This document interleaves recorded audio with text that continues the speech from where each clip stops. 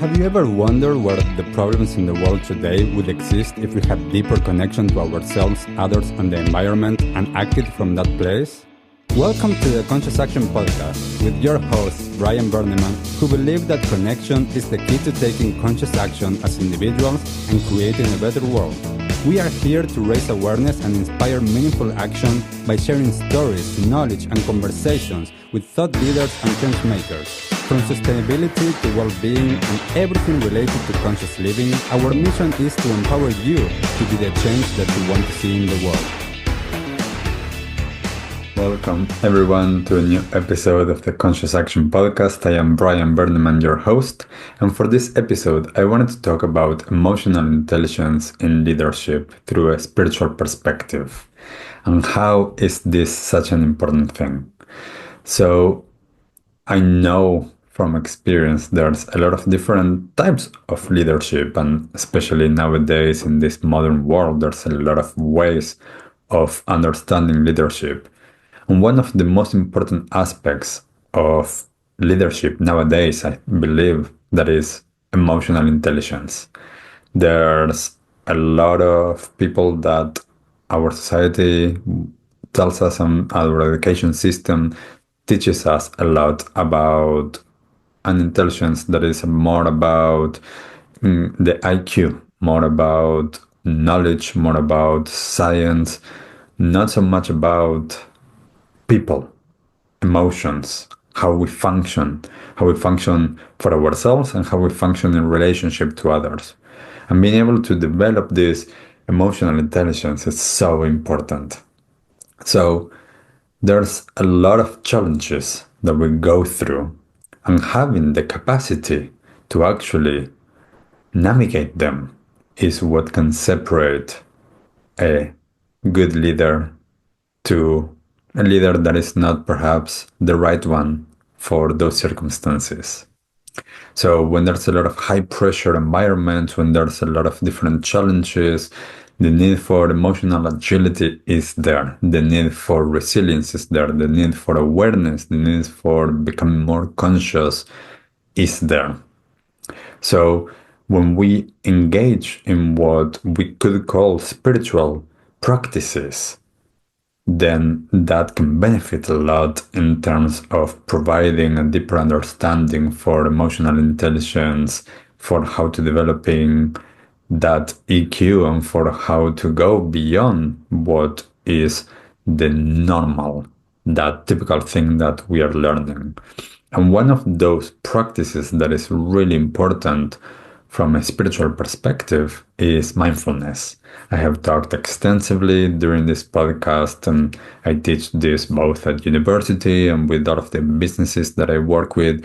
Mindfulness is really important to be able to develop this self-awareness that is needed to become the leader that we want, both for ourselves and for others. When we are able to develop more awareness through mindfulness practices, we're able to recognize emotions and patterns and behaviors much more easily. This develops as well more or better decision making, and that enables the team that we're working with and that we're leading to trust us more. And this allows us to become not only, as I say, better equipped ourselves, but as a leader to lead the team into what they need and what we need together, both from tasks to get done and to get to the place of understanding that, and as well what we need as people, because we're bringing a lot of things that are from home and from our traumas, our behaviors and patterns that is important to deal with. So it can be as simple as a breathing exercise, as a mindfulness practice. It can be taking moments. It can be becoming more aware of what we're doing, about the feelings that we're experiencing, of what is taking place around us, working with time and focus and concentration. There's so many different types of mindfulness practices that we can use. We just need to make sure that we are implementing them. When we are more aware through mindfulness meditation practices, we become more empathetic. We become better at communicating as well because we're able to go beyond what is there all of the time, which is the reaction automatic pilot. We're able to improve interpersonal relationships. We're able to allow ourselves to show up in a different way and what is needed for the people in our teams. So when we're able to show up like that, we're able to communicate more clearly.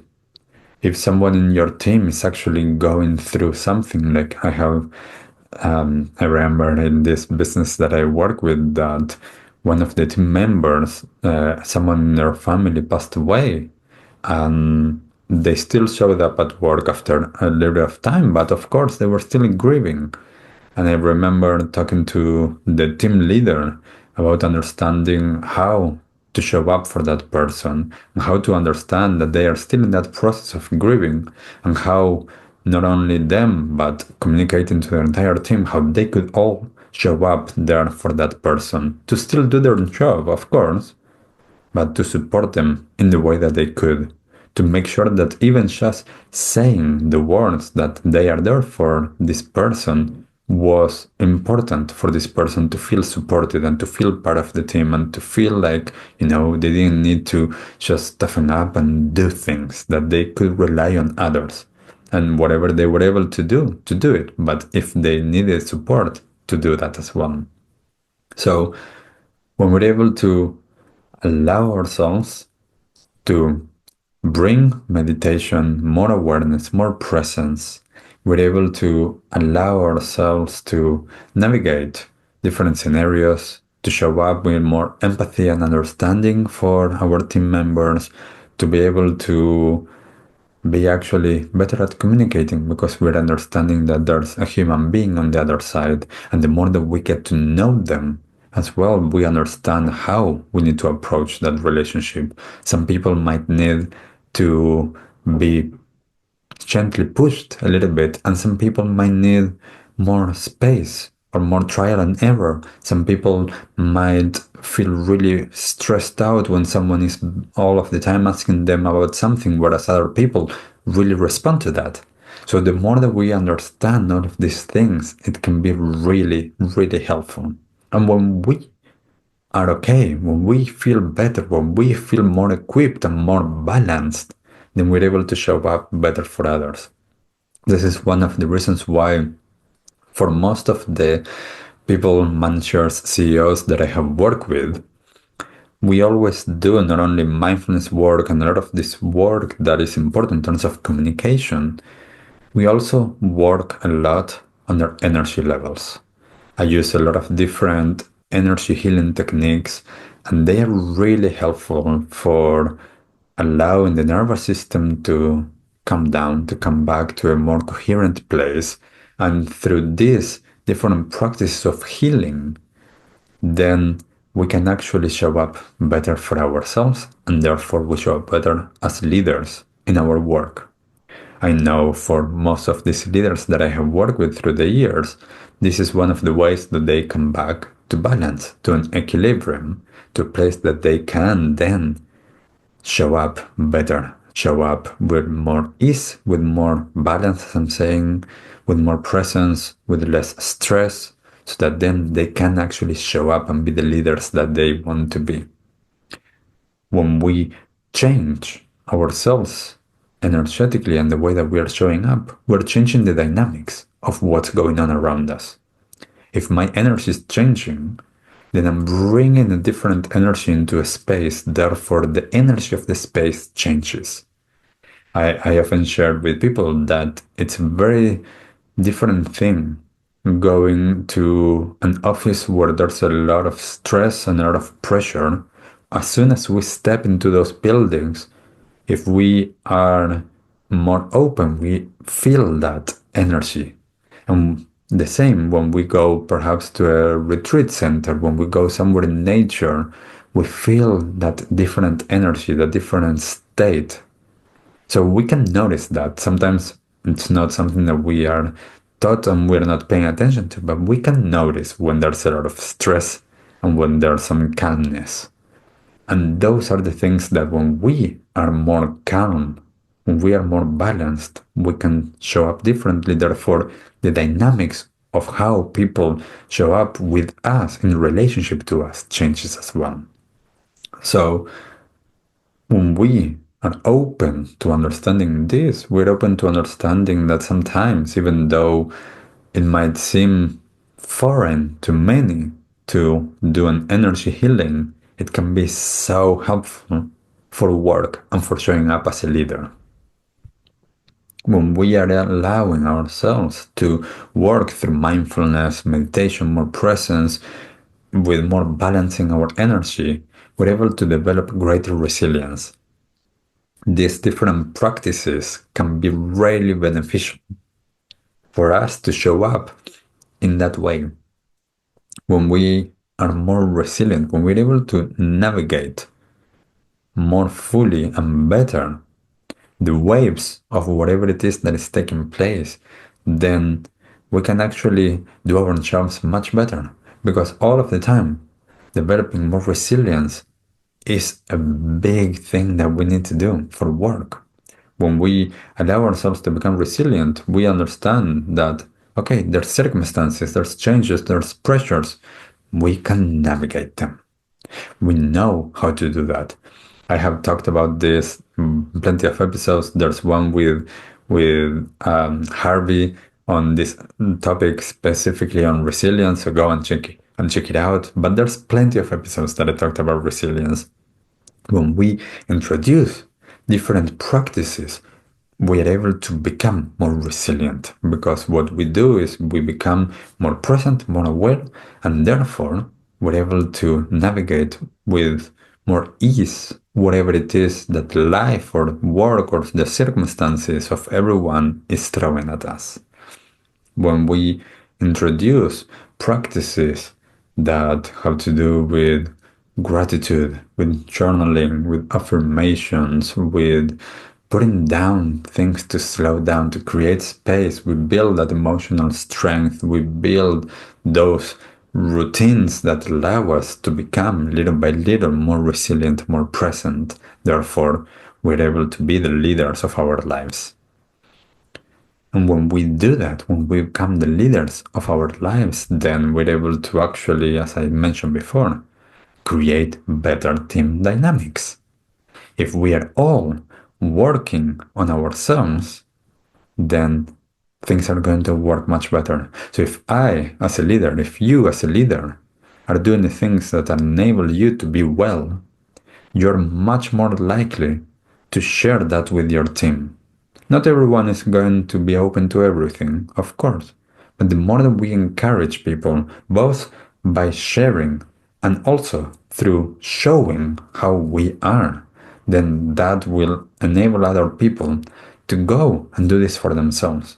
If we do this, we start to perhaps allow ourselves to introduce into our work days mindfulness practices or different practices that are supporting everyone to actually show up better. I have seen a lot of places that starting to introduce a 1 minute grounded mindfulness practice before starting meetings so that everybody actually just arrives fully there and then they can be in the meeting, they can make the most of the meeting. But most times in meetings, people are still thinking of what they need to finish, so they are not fully there. So when we introduce this, we change the dynamics of how things are going. When we set intentions, when we allow ourselves to create spaces and practices, we change the dynamics of the teams.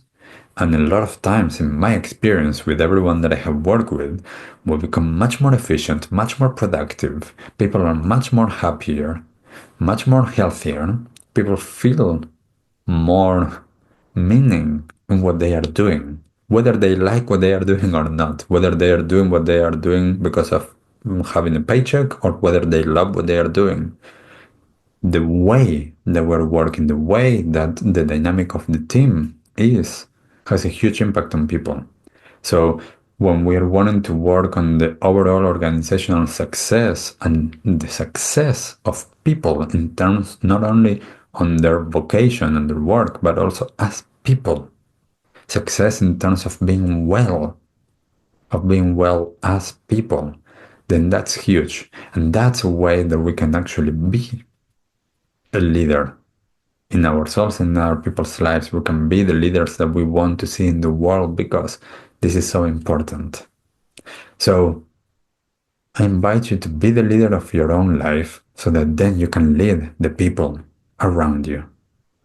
And when you do this, it makes your life easier as a leader as well, because people start to trust you more, things work much better, things flow with more ease, and therefore you feel better. So it's this amazing cycle of giving and receiving that takes place.